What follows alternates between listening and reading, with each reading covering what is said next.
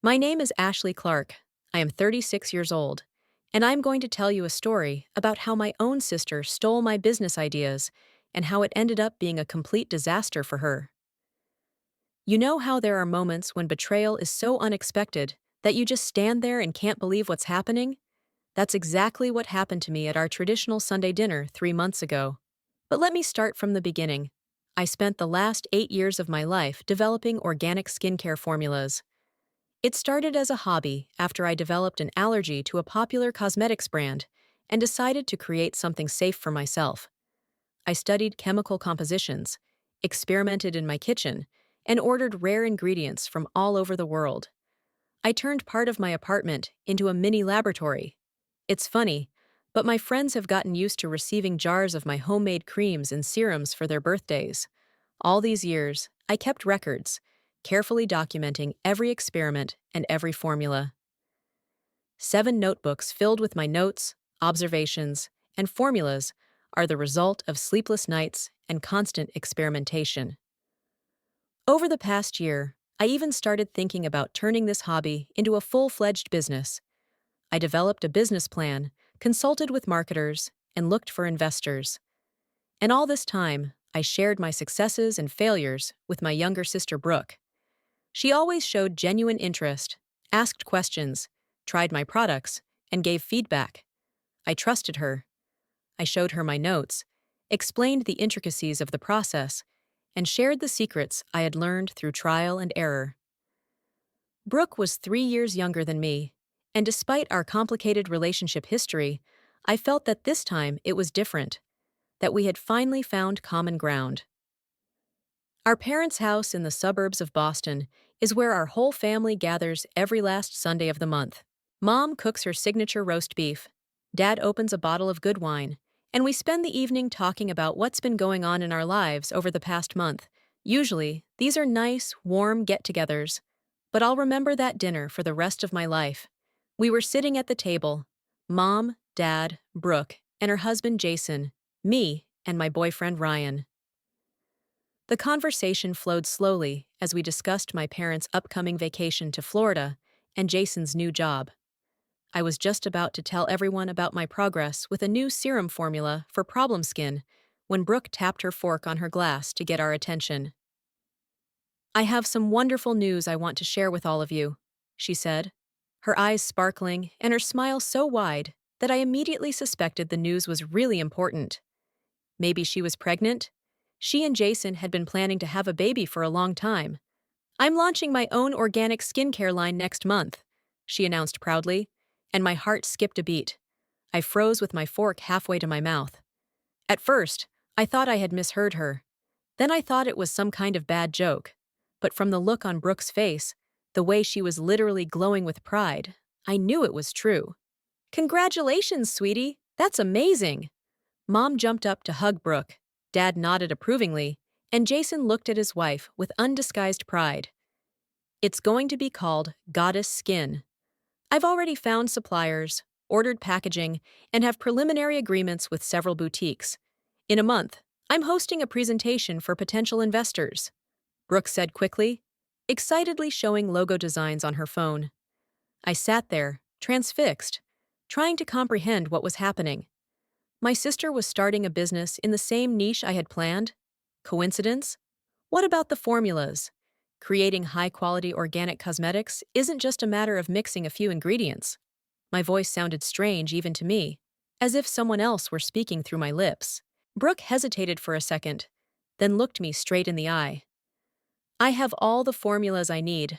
I've been working on them for a long time." At that moment, I felt sick to my stomach. I knew for a fact that Brooke had never been interested in cosmetic chemistry, never experimented with formulas. She had neither the knowledge nor the equipment. She had stolen my formulas, the very ones I had so trustingly shared with her. "Ashley, are you okay?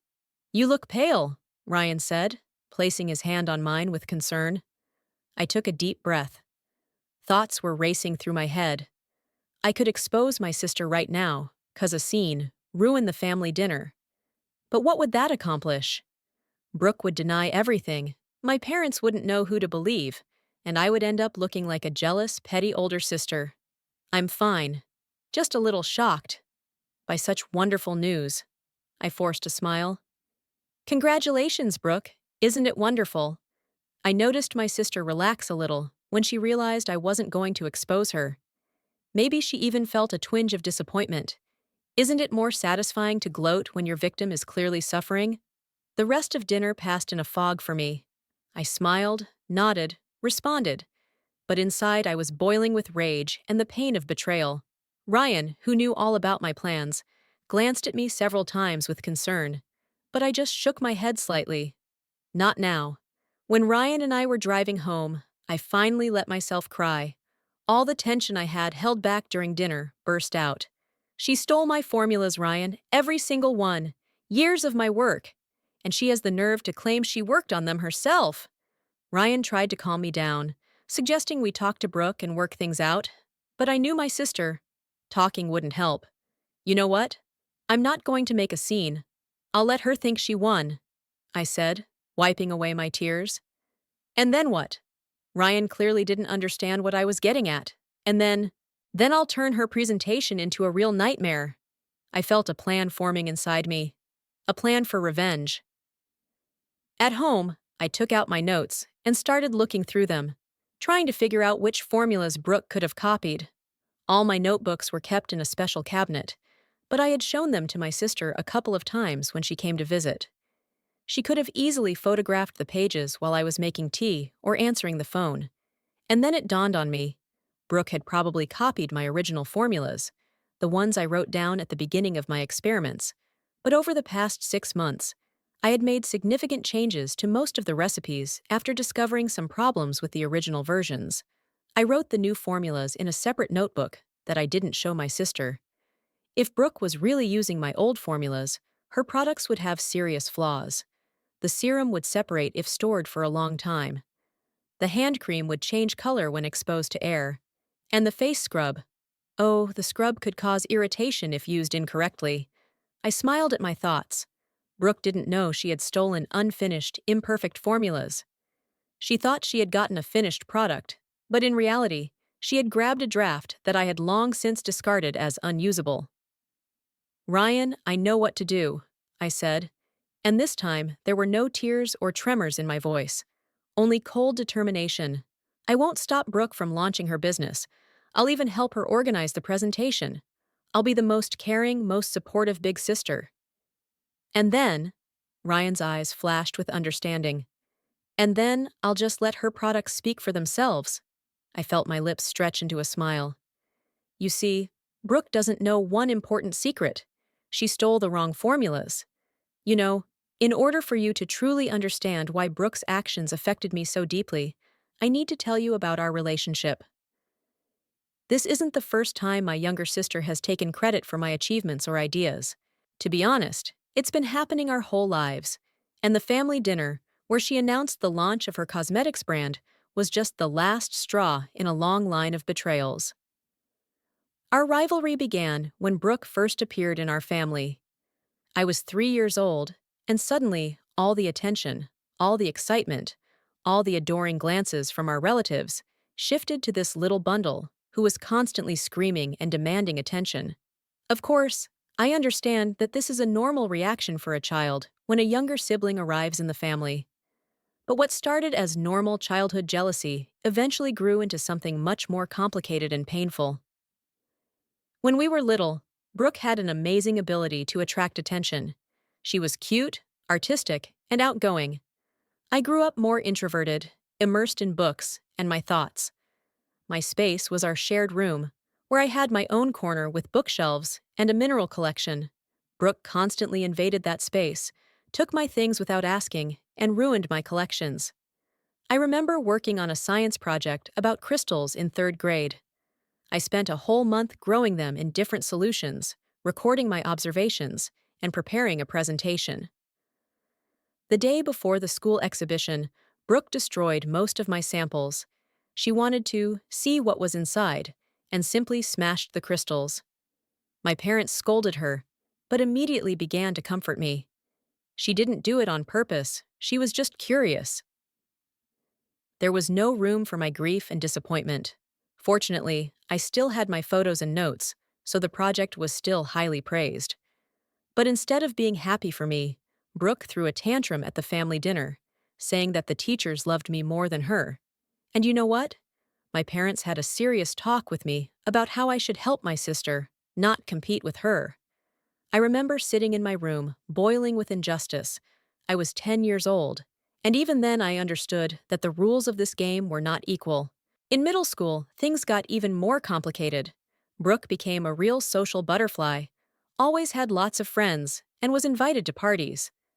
I remained in the shadows, not completely alone, but with a small circle of close friends. Science became my outlet. I participated in academic competitions and worked on research projects. And every time I achieved success, Brooke found a way to steal the spotlight. Once, I won first place at a regional science fair. My parents threw a family dinner in my honor and invited my grandparents. But in the middle of dinner, Brooke announced that she had been chosen to participate in a school play. The role was small, but Brooke talked about her achievement so dramatically that by the end of the evening, it was all anyone could talk about. My success was overshadowed, as always, but the most painful betrayal happened in college. I was studying at the Massachusetts Institute of Technology, and Brooke went to a college nearby. You can probably guess where I'm going with this. Yes, it was a guy. His name was Ethan, and we met in an organic chemistry class. He was smart, had a great sense of humor, and immediately caught my attention. We started dating, and it was a wonderful relationship. For the first time, I felt truly special, truly loved. 3 months into the relationship, I brought Ethan to a family dinner. Brooke was there too. I noticed her flirting with him, but I didn't think much of it. She always did that with all my friends. It was her way of getting attention, but this time, it went further. A week after dinner, Ethan became distant. He canceled dates and didn't call back. Then I accidentally saw him and Brooke at a cafe. They were holding hands, and she was laughing at his jokes the way I used to laugh. My world fell apart in an instant. When I asked Ethan what was going on, he said he had found true love and that we were just not right for each other. He and Brooke had only been dating for a month before they broke up. For her, it was just a game, a way to prove she could have what belonged to me. Ethan tried to get back together with me, but I couldn't forgive his betrayal. In fact, it was one of the few times I ever stood my ground. After college, Brooke and I drifted apart for a while. I started a career at a pharmaceutical company while she bounced around from job to job, unable to find her calling. Our encounters were limited to family holidays, and that suited me just fine. Our relationship only began to improve 3 years ago when Brooke married Jason. He became a stabilizing factor in her life. It seemed like she had finally grown up and found her way. We started talking more often, and I took a chance and opened up to my sister again, sharing my passion for organic cosmetics. Now you understand why her betrayal hurt so much? I believed that we had outgrown our childhood rivalry, that we could finally become real sisters and support each other. How wrong I was. The day after that ill-fated family dinner, I took the day off work. I couldn't concentrate. My head was filled with thoughts of Brooke's betrayal. I decided to go to her house while she was at work and talk to Jason. Maybe he didn't know that Brooke had stolen my formulas. Maybe he could be the voice of reason. Jason wasn't home, but the housekeeper, who came twice a week, let me in when I said I had forgotten my book at my sister's house. I went into Brooke's office, which used to be the guest bedroom. What I found there convinced me once and for all that she was guilty. On the desk was a notebook labeled The Goddess Skin Project. I opened it and saw photocopies of pages from my notebooks. She hadn't even bothered to rewrite the formulas. She had simply cut and pasted photos of my notes. Next to it was a business plan, a launch schedule, and a list of potential investors. It was such brazen theft that it took my breath away. Flipping through the notebook, I found a list of corrections that Brooke planned to make to my formulas. Add more jojoba oil to the hand cream, read one of the notes. Reduce the concentration of aloe extract, read another. These changes showed that she had absolutely no understanding of the chemistry behind my formulas. These corrections could have made the products unstable or even dangerous. He photographed several pages of the notebook as evidence and quietly left the house before Brooke returned. All the way home, I thought about what I should do: confront her directly, talk to her parents, threaten legal action. But then I remembered all the times Brooke had gotten away with it, how her parents always took her side, how she was able to wriggle out of any situation, turning herself into the victim and me into the villain. No, a direct confrontation wouldn't work. I needed a different approach. That's when a plan began to form in my head. A plan that would not only expose Brooke as a thief of ideas, but also make her experience real public humiliation. She wanted to launch a brand using my formulas? Fine. Let her. But I would do everything in my power to make that launch the most humiliating moment of her life. I took out my laptop and started writing. All the flaws in the original formulas, all the possible problems that could arise when using them. I knew Brooke didn't know enough about chemistry to notice these problems before the product launch. All it would take for the presentation to fail was a few unsuccessful demonstrations, a few questions from knowledgeable people, and the house of cards would collapse. I had to be subtle, not just expose Brooke, but do it in such a way that she exposed herself, so that no one, including our parents, could accuse me of sabotage or jealousy. That evening, Brooke called. Her voice sounded happy and carefree, as if she hadn't done anything wrong. "Ashley, I'm so glad you supported me yesterday. You know, I was really worried you'd be angry that I decided to get into cosmetics too." There was not a hint of remorse in her voice. "Come on, Brooke, I'm all for it. It's a big market. There's room for everyone." I was surprised at how natural my voice sounded. "Listen, I have a favor to ask you. You know so much about organic cosmetics. Maybe you could help me prepare for my presentation. I want everything to go perfectly," she said sweetly, in the same tone she always used to beg her parents for a new toy or dress. I almost laughed. She was asking me to help her with a presentation for products created using formulas she stole from me. This was even better than I could have hoped for. "Of course, Brooke. I'd be happy to help. When are you planning the presentation?" "In 3 weeks, on the 28th. I rented a room at the Riverside Hotel and invited some potential investors and beauty bloggers. There will be a small buffet and a product demonstration." As she spoke, I began mentally compiling a list of what I would need to carry out my plan. Contacts in the beauty industry who could ask the right questions, information about problems with the original formulas, and of course, flawless acting so that no one would suspect my true intentions. "I'm so grateful to you, sis. You're the best." Brooke sounded genuinely happy, and for a moment my conscience pricked me. But then I remembered her notebook with my stolen formulas, and my determination returned. After the call, I opened my notebook and wrote on a blank page, "Revenge plan." This wouldn't just be exposure. It would be a lesson Brooke would never forget. The next morning, I woke up with a clear plan of action. You know that feeling when you wake up and you already know exactly what you need to do? That's exactly how I felt. For the first time in a long time, I didn't feel like a victim of circumstances, but like I was in control of the situation. And to be honest, it felt damn good. The first thing I did was call my friend Olivia. We met at university, worked together on several research projects, and had stayed in touch ever since. Olivia is a talented chemist specializing in cosmetic formulas. She was the one who helped me understand the intricacies of creating organic cosmetics when I was just starting my experiments. "Olivia, I need your help," I said as soon as she answered the phone. "It's about my organic cosmetics formulas. I've got a situation." We agreed to meet at a small cafe near her lab. I brought copies of the pages from Brooke's notebook and my initial notes. Olivia was one of the few people I could completely trust. The cafe was half empty, which was perfect for our conversation. Olivia looked composed and elegant as always. Her blouse was perfectly ironed. Her hair was pulled back into a neat bun, and she wore minimal makeup. We ordered coffee, and I told her the whole story, leaving out no details.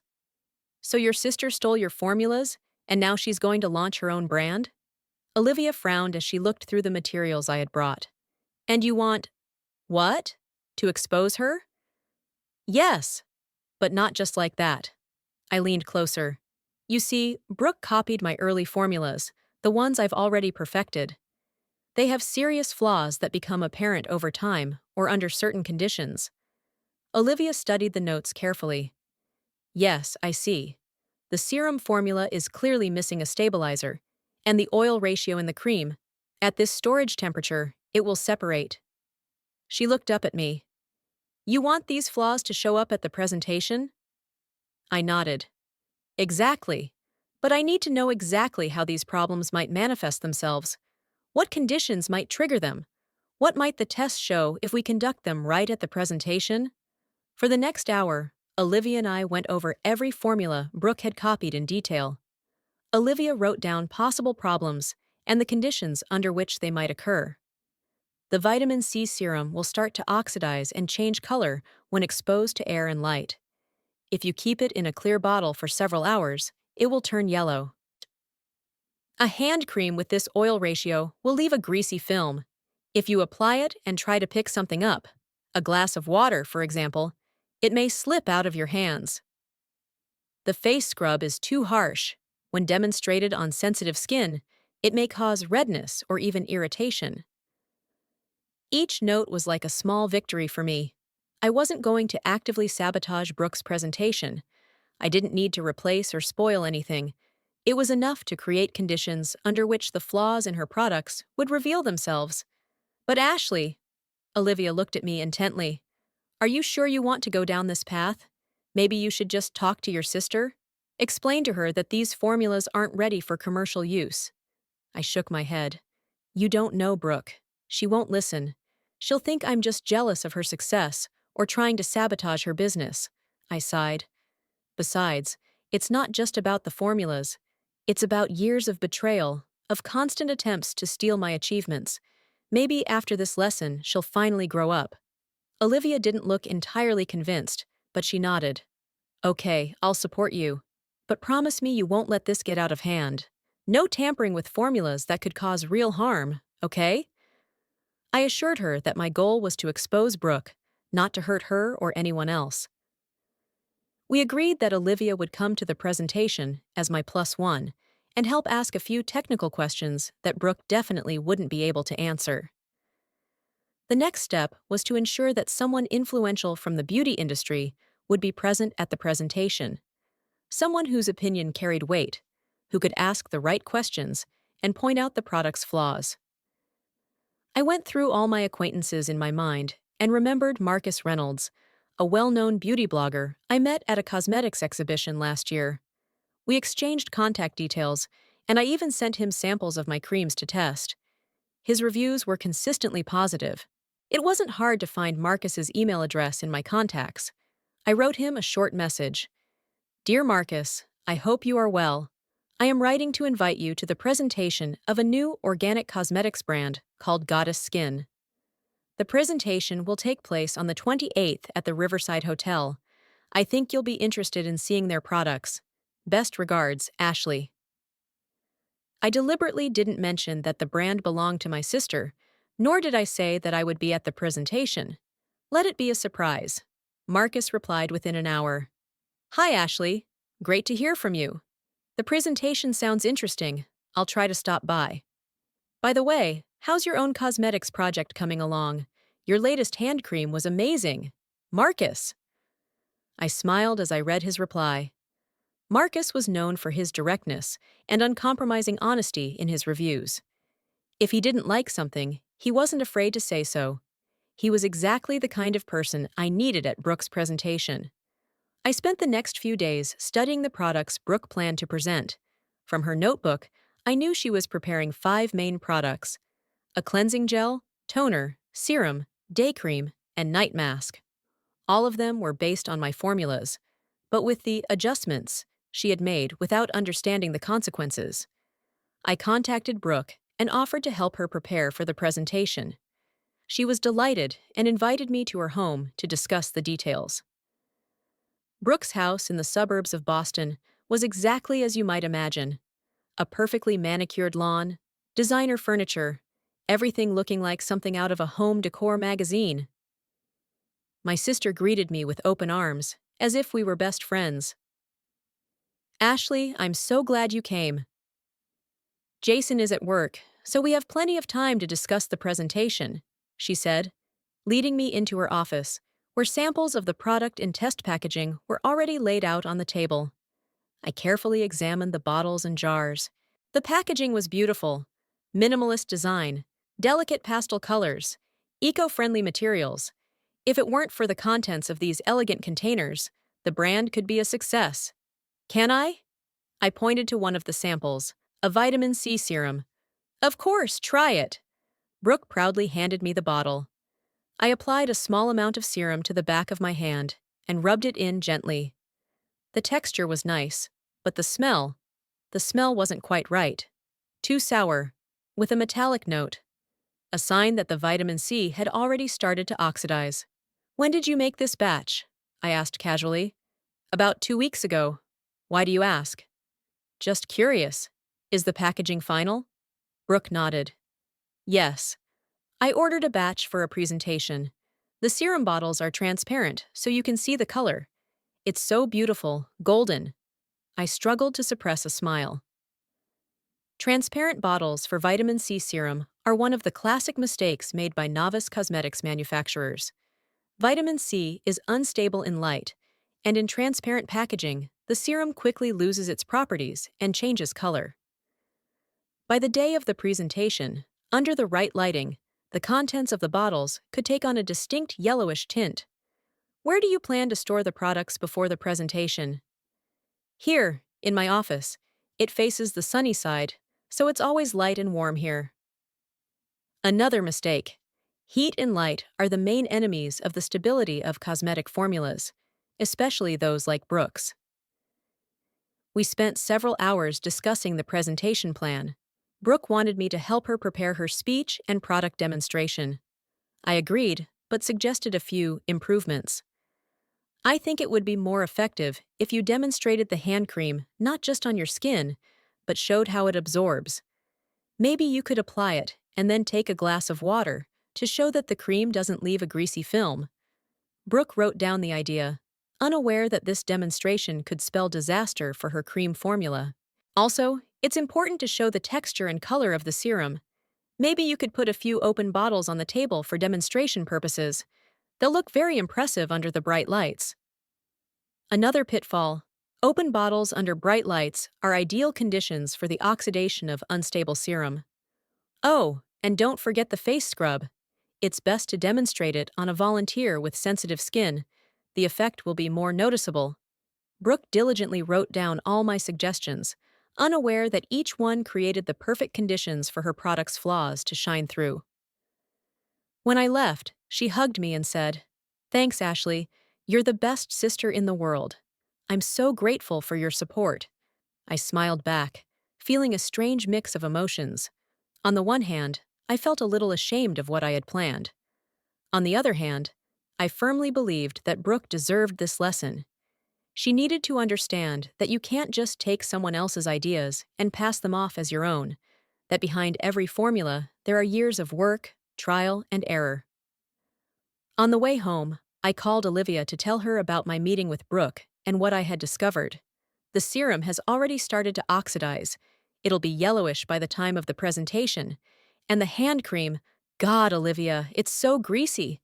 When I put it on, my hands were shiny as if I'd rubbed them with oil. And you didn't tell her about these problems? Olivia's voice sounded slightly disapproving. No. She stole my formulas, Olivia. Let her deal with the consequences now.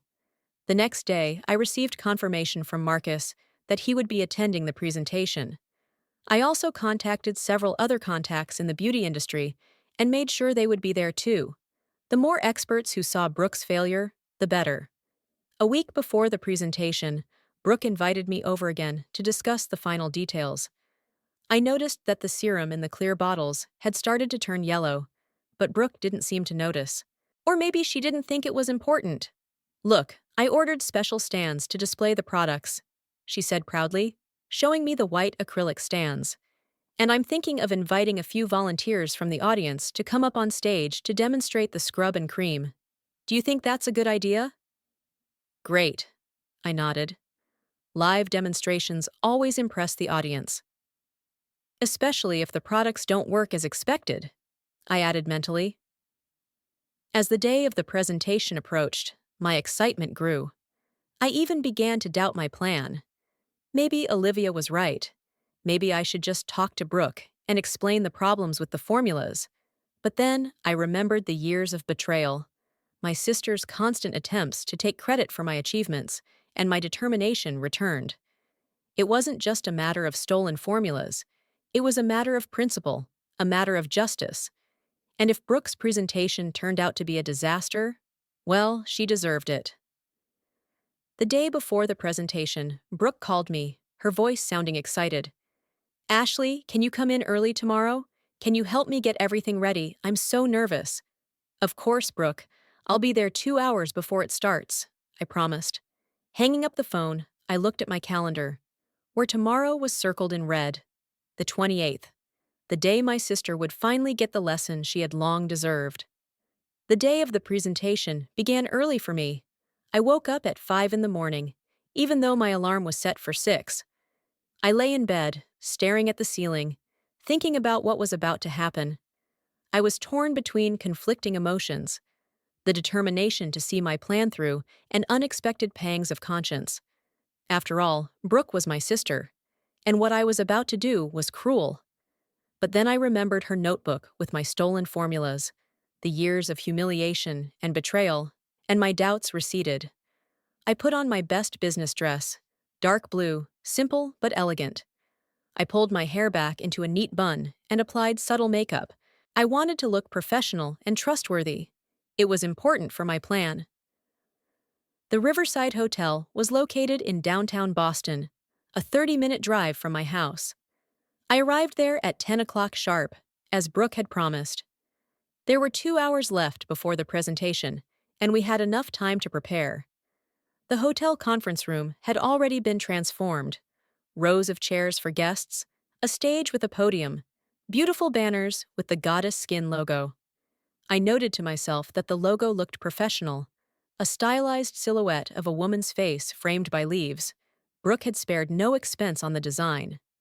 Ashley, you're here! Brooke rushed over to me as soon as I entered the room. She looked both excited and exhausted. I'm so grateful for your help. Can you believe one of the models got sick and can't make it? I need to find a replacement ASAP. Don't worry, everything will be fine, I said, patting her on the shoulder reassuringly. Let's check if all the products are ready for the demonstration first. We walked over to the table where the Goddess Skin samples were displayed. I immediately noticed what I had expected. The serum in the clear bottles had turned noticeably yellow. It wasn't dramatic, but it was enough for someone knowledgeable about cosmetics to notice the problem. Brooke, I'm not sure about the color of the serum. It looks yellowish, I said, feigning concern. Brooke glanced at the bottles and waved it off. It's fine, it's just the lighting. It looks perfect in my kitchen. I didn't insist. Let things take their course. We spent the next hour preparing the hall for the guests. I helped arrange the chairs, set up the projector for the presentation, and lay out the information booklets. Brooke was focused on her speech, repeating it over and over again. I noticed that she was getting more and more nervous. Ashley, do you think I can do it? She asked when we were alone for a moment. Of course you can. I smiled encouragingly. Just be confident and answer the questions honestly. Brooke nodded, but I saw a flash of anxiety in her eyes. Maybe she was starting to doubt her knowledge. Maybe she realized she was using stolen formulas that she didn't fully understand. Half an hour before the presentation began, the first guests started to arrive. Journalists from local publications, representatives of several cosmetic stores, potential investors. I stood at the entrance with Brooke, helping to greet guests and hand out information materials. Marcus Reynolds was one of the last to arrive. I saw him enter the hall, tall, stylishly dressed, wearing his trademark thick-rimmed glasses. He noticed me and raised his eyebrows in surprise. Ashley, I didn't expect to see you here, he said, coming over and hugging me. Are you involved with this brand? Before I could answer, Brooke approached us. Marcus Reynolds, I'm so glad you came. I'm Brooke Clark, founder of Goddess Skin. Oh, so you're sisters? Marcus looked from me to Brooke. Interesting. Ashley never mentioned that her sister was also in the beauty business. I noticed Brooke tense up slightly. Ashley helped me with some aspects of the formulas. She's so talented, isn't she? Marcus nodded, looking at me with interest. Absolutely. Her hand cream is still one of the best organic products I've ever tested. I felt the tension between us grow. Brooke clearly hadn't expected Marcus to know about my formulas and that I developed cosmetics myself. Please come into the hall, Brooke said, professionally changing the subject. The presentation will start in 10 minutes. When all the guests had taken their seats, I sat down in the front row next to Olivia, who had arrived as we had agreed. Marcus sat a few seats away from us, with a notebook and pen at the ready. Brooke took the stage to applause.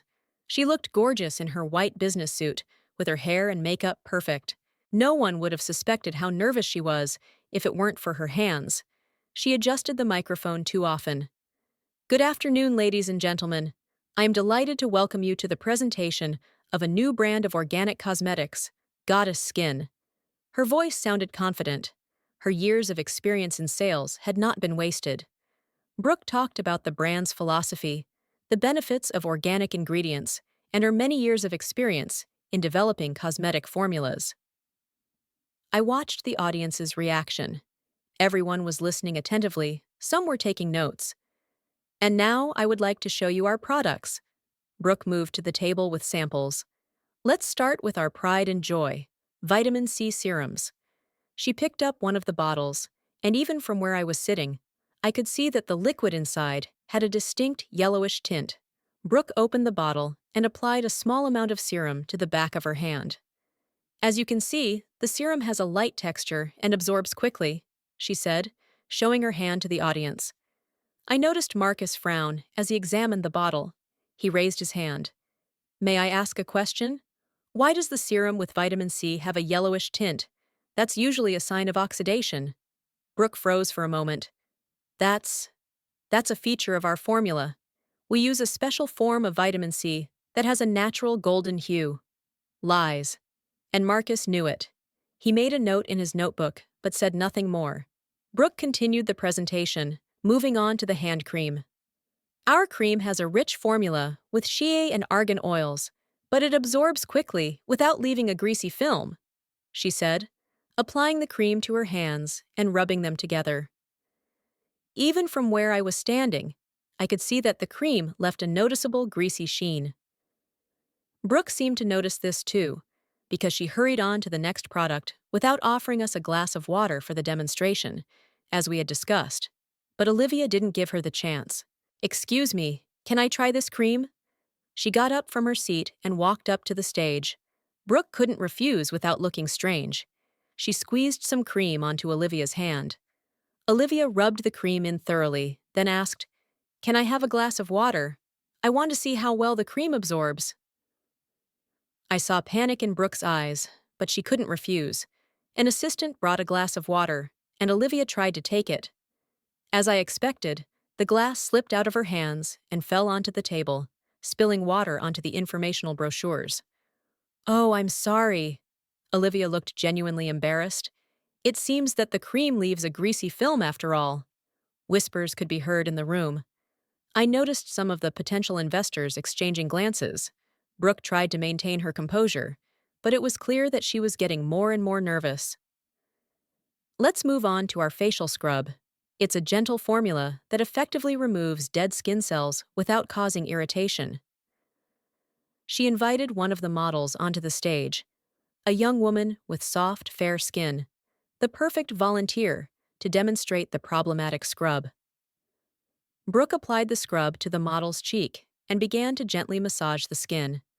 As you can see, the scrub has a creamy texture with fine, naturally sourced granules. When she washed off the scrub with a damp cloth, Everyone saw that the model's skin was red. Not severely, but noticeably. "Is this a normal reaction?" asked one of the investors, an elderly man in an expensive suit. The skin looks irritated. It's... it's a temporary effect," Brooke began to stammer. "The scrub increases blood circulation, so there may be some slight redness." The model on stage looked concerned, touching her cheek.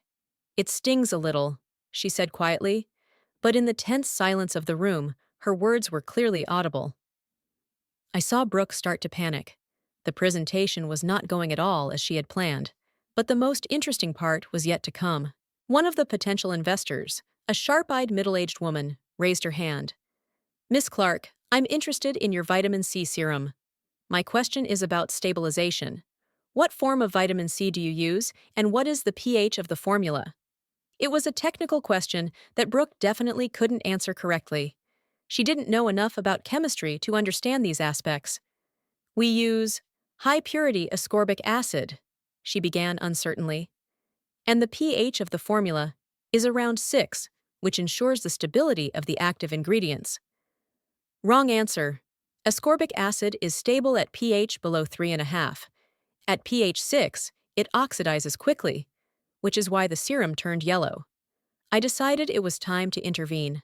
"Brooke, did you mean a vitamin C derivative? Magnesium ascorbyl phosphate is stable at higher pH levels," I said loudly enough for everyone to hear. Brooke looked at me gratefully, not realizing that I had just confirmed the expert's suspicions. She didn't know what she was talking about. "Yes, of course. That's exactly what I meant." "Thanks, Ashley." She smiled, but it looked forced. The investor didn't look convinced. "But if you're using magnesium ascorbyl phosphate, why is the serum yellow? That derivative doesn't usually change color when oxidized." Brooke froze, not knowing how to respond. I saw panic in her eyes. She looked at me, silently asking for help. "Perhaps it's because of the other ingredients in the formula," I suggested, knowing that the experts wouldn't believe such an explanation. The situation was becoming increasingly tense. Marcus Reynolds raised his hand. "Miss Clark, I've noticed that your formulas are very similar to those developed by your sister. Is this a coincidence, or did you work on them together?" Here it was. The moment of truth. Brooke paled. We discussed some ideas. Ashley gave me some advice." "Some advice?" Marcus raised an eyebrow. "Or complete formulas?" The room fell silent. All eyes were on Brooke. At that moment, the model who was demonstrating the scrub suddenly cried out, "Excuse me, but I need to wash this off. My cheek is burning." She rushed off the stage and headed for the exit, presumably in search of a bathroom. Her cheek was no longer just red. It was now covered in noticeable patches of irritation. The room erupted in noise. People began talking among themselves. Some stood up from their seats. The presentation was clearly going downhill. "Please, calm down." Brooke tried to regain control of the situation. "This is just an individual reaction. Our products have passed all the necessary tests." But it was too late. Trust had been undermined. Investors exchanged skeptical glances. Journalists feverishly took notes. Marcus Reynolds stood up. "Miss Clark, I think it's obvious to everyone here that there's something wrong with your products. The serum is oxidized, the cream leaves a greasy film, and the scrub causes irritation. And most importantly, you can't answer basic questions about your own formulas." Brooke looked like she was about to cry. I can explain," but Marcus didn't give her the chance. "Don't bother. I already know what happened. You used your sister's formulas without understanding the chemistry behind them. That's irresponsible and unprofessional." With that, he turned and headed for the exit. Several other guests followed him. Brooke stood on stage, stunned and confused. Her big day, her triumph, had turned into a complete disaster. I looked at my sister and felt a strange mixture of satisfaction and pity. The plan had worked even better than I had expected. Brooke had been publicly humiliated, her brand discredited before it had even launched. But seeing her there on stage, small and lost, was unexpectedly painful. The presentation ended prematurely. Most of the guests left. leaving half-eaten snacks and half-finished drinks behind. Brooke sat alone at the edge of the stage, staring into the empty hall. I walked over to her, not sure what to say. Revenge wasn't as sweet as I had expected. I stood in the empty conference room, watching Brooke gather the remains of her ruined presentation. Brochures, product samples, signs with the brand logo. Her shoulders were slumped, her movements mechanical. My triumph was bitter. You know what they say, be careful what you wish for. It might come true. That's exactly how I felt at that moment. Brooke, do you need help? I took a step toward her. She looked up at me, her eyes filled with a mixture of emotions. Pain, humiliation, anger. You did this on purpose, didn't you? You knew everything would go wrong. I could have lied. I could have pretended to be surprised, said I had no idea about the problems with the products. But there were already enough lies between us. Yes, I knew. I replied simply. You stole my formulas, Brooke, my rough, imperfect formulas that I've been working on for years. She sank into a chair as if she no longer had the strength to stand. I didn't think it was stealing. You showed me your notes yourself, told me about the formulas. You showed me, but you didn't give me permission to use them for my brand, and certainly not for you to pass them off as your own work. I sat down next to her. You should have at least asked. Brooke was silent for a moment, then said quietly, I wouldn't have understood anyway. You're right. I don't know anything about chemistry. I just wanted something of my own, something successful. There was so much genuine pain in her voice that my anger began to melt away. For the first time in a long time, I saw Brooke not as a rival, but as a person, vulnerable, insecure, searching for her place in the world. Why didn't you come to me? Why didn't you suggest we work together? I asked. We could have worked together. She smiled bitterly. Because you were always smarter, more talented. I was always in your shadow, Ashley. I always felt inadequate compared to you. This confession stunned me. Me, in her shadow? All my life, I thought Brooke was the favorite, the golden child. She always got what she wanted, always had all the attention. And now she's saying she felt like she was in my shadow? Brooke, what are you talking about? You were always the center of attention.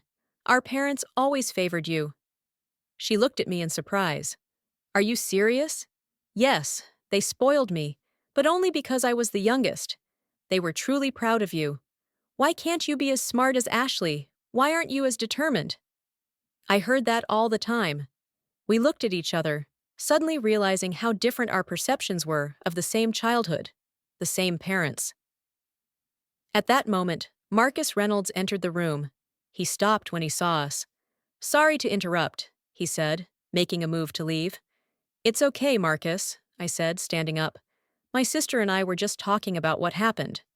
He came closer. I'd like to talk to both of you, especially you, Ashley. Your sister mentioned that you helped with the formulas. As I understand it, they're mostly yours. I nodded, seeing no point in denying the obvious. Yes, they're my formulas, but they're early versions that I've already improved upon. Marcus perked up. Really? And do you have more stable versions of these formulas? Of course. I've been working on them for years. He took out his business card and handed it to me. I'd like to learn more about your developments. I have contacts with several investors who are looking for promising projects in the field of organic cosmetics. I took the card, feeling my pulse quicken.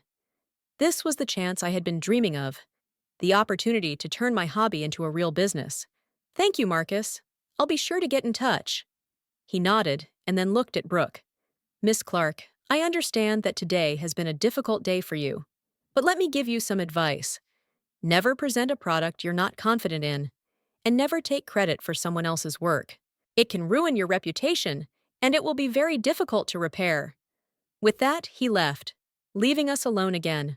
Brooke looked like she was about to cry. That's it, my big project, all the money I invested, all wasted. I looked at my sister and suddenly realized that I didn't feel any satisfaction at her defeat.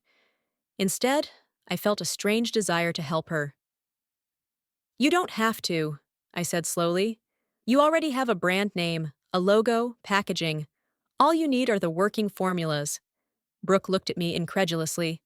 Are you offering? I'm offering a partnership. The words came out before I could think them through. I'll develop the formulas, you do the marketing and sales. We split the profits 50-50. She looked at me as if she couldn't believe her ears. After everything I've done, you really want to work with me? I was surprised at my own proposal, but the more I thought about it, the more sense it made. Brooke had a talent for sales and marketing. She was outgoing, charismatic, and knew how to get people interested. I had a scientific mind, understood chemistry, and knew how to create a truly high-quality product. Yes, but with conditions, I said, looking at her seriously. No lies, no manipulation.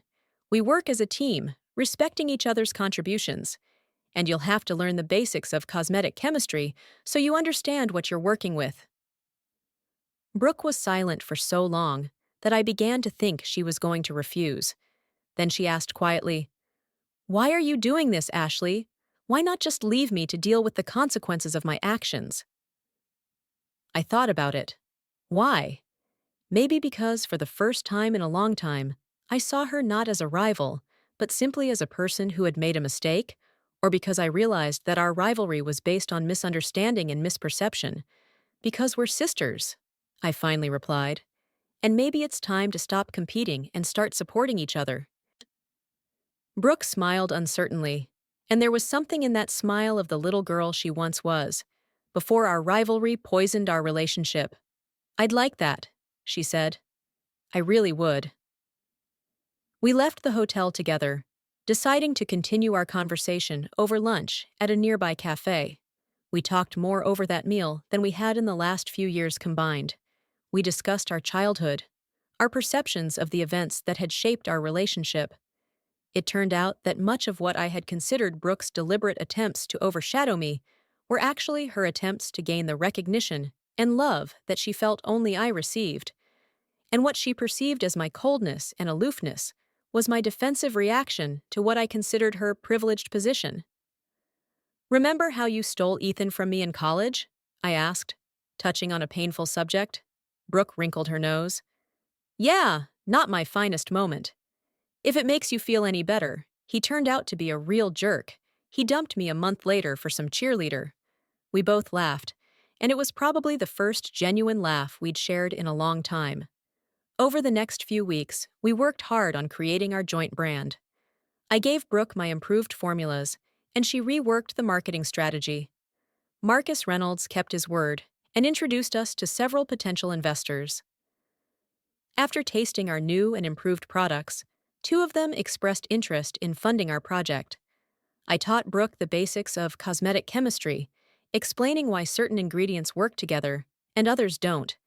She proved to be a capable student when she really wanted to learn, rather than just copy. "You know, I never thought chemistry could be so interesting," she said to me one day, as we were testing a new cream formula. "It's like cooking, but with molecules instead of ingredients." I smiled as I watched her carefully mix the ingredients according to my instructions. That's exactly how I've always thought of it. 6 months after that disastrous presentation, we officially launched our brand, Clark Sisters. No claims to divinity, just an honest name that reflected our collaborative work. This time, the presentation went flawlessly. Our products received rave reviews from journalists and beauty bloggers. Marcus Reynolds wrote a detailed review, calling our vitamin C serum revolutionary thanks to its stability and effectiveness. After the presentation, when Brooke and I were left alone in the empty hall, this time empty after success, not failure, she turned to me with a serious expression on her face. "Thank you, Ashley, for giving me a second chance, for teaching me, for believing in me." I hugged her, feeling the years of hurt and rivalry melt away, replaced by a new feeling, the sisterly closeness I had always secretly longed for. "We both deserved a second chance," I said, "and I'm glad we used it right." Now, 2 years later, our brand, Clark Sisters, has become one of the most successful organic cosmetics brands in our region. We have expanded our product line and opened our own store and laboratory. But the most important achievement for me has not been our business success, but the fact that Brooke and I have finally found our way back to each other. We have learned to appreciate each other's strengths instead of envying them. We have learned to be a team instead of rivals. I often think about the day Brooke announced the launch of her brand at a family dinner. How I planned my revenge. How I relished the thought of her public humiliation. If someone had told me then that 2 years later we would be successful business partners and close friends, I would have laughed in their face. But life is full of surprises. Sometimes the most painful betrayals can lead to the most unexpected discoveries. Sometimes you have to tear everything down to build something new and better. If you ever find yourself in a situation similar to mine, if you feel betrayed, if you want revenge, pause. Ask yourself, what do you really want in the end? Fleeting satisfaction from revenge or a chance at something more meaningful? I'm not saying that you always have to forgive and give second chances. Some people don't deserve it. But sometimes, especially when it comes to family, it's worth taking a risk and trying to build a bridge across the chasm of misunderstanding and hurt. My journey took me from planning revenge to creating a real partnership, from hatred to understanding, from rivalry to cooperation. And you know what? I don't regret a thing. Our relationship with Brooke will never be perfect. We still have disagreements and arguments. But now those arguments are constructive, not destructive. We've learned to listen to each other, respect each other's opinions, and find compromises. As for the stolen formulas, well, they led to something far more valuable than any business: the restoration of a relationship I thought was hopelessly lost. Sometimes our biggest mistakes lead to our most important lessons, and sometimes our most painful betrayals can be the beginning of something beautiful, if we find the wisdom and strength not to simply seek revenge, but to use the situation as an opportunity for growth and transformation. So if you're currently planning the perfect revenge on someone who betrayed you, stop for a moment and think, maybe there's another way. A way that will lead not just to fleeting satisfaction, but to long-term happiness and healing. Because trust me, there's nothing sweeter than turning a story of betrayal into a story of rebirth. There is nothing more satisfying than building something beautiful from the ruins of a broken relationship. And maybe that's what true revenge is all about. Not destroying someone else's life, but creating a better version of your own, inviting your offender to be part of this new, brighter future.